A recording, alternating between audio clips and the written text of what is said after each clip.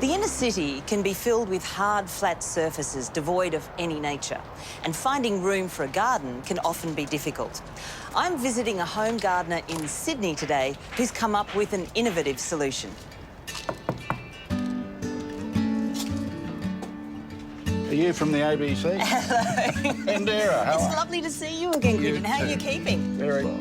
And while that Ningen spirit has been an inspiration... Quentin Dempster spent 30 years of his working life with the national broadcaster. And while the Walkley Award-winning journalist is still shining a spotlight into the dark corners of the political world, now in the print media, at home he's trying to cool things down.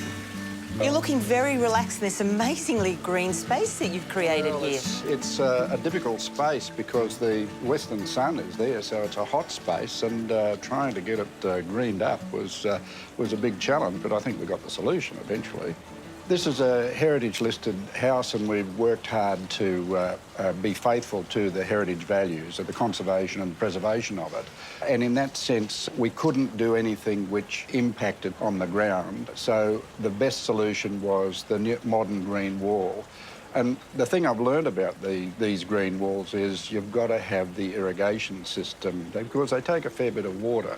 But if you solve that problem and you work assiduously at all the pots, you can get a very good result.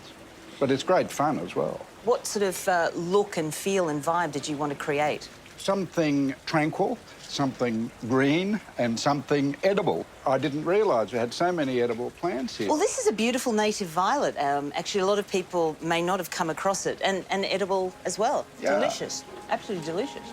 And what are some of the other things that you've got growing in this beautiful space? Look at that up there, that's edible as well. Let's try some of these berries. There you go, I'll get another one.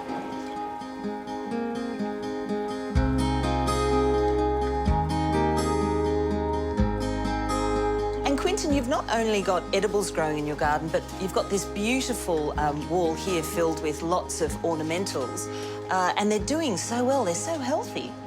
Well, water and sunlight, even though the light varies during the day, it's not full sun, but Ed, our horticultural guy, has helped us with the selection of the plants that are suitable to these little pots. And I love the different variegations of the leaves. You've got green leaves here, you've got these beautiful pink speckled leaves and the white. And I think this is what a lot of people don't realise, that with a small space, you can still incorporate so much colour and movement and variety. Well, the colour and the movement makes all the difference to a work of art. It's a work of art. You're right, it actually is, isn't it? Green walls are becoming de rigueur in cities, with French botanist Patrick Blanc leading the way. This Sydney apartment block presents a lush face to the city. Ed Warburton has made his life, well, his work life, all about green walls, after his travels to France and Japan inspired him to design his own system. So, Ed, what was it about your travels that gave you the inspiration to set up these vertical wall systems? Well, the first time I went to France with my wife, we went to a place called the Pershing Hotel, which was the most amazing vertical garden, and it went up about 6 stories inside a courtyard and was what I thought to be the future of gardening. And in general, what was the brief from Quentin and his wife? What did they want the space to do for them? They were very flexible, actually, and they were willing to listen to me about planting, but got very involved in planting themselves. And I think that's the real key for this garden, is that they love it and they spend time in it and they look after it. And how are the plants watered? Well, what we have is a micro drip line set up here, so dripping into each pot every second row. So we're not flooding from the top to the bottom.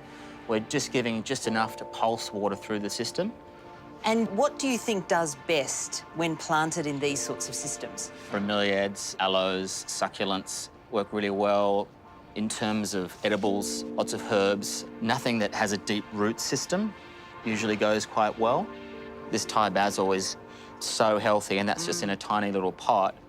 Vietnamese mint, normal basil, chives, oregano, thyme. A lot of things are used really often in your cooking.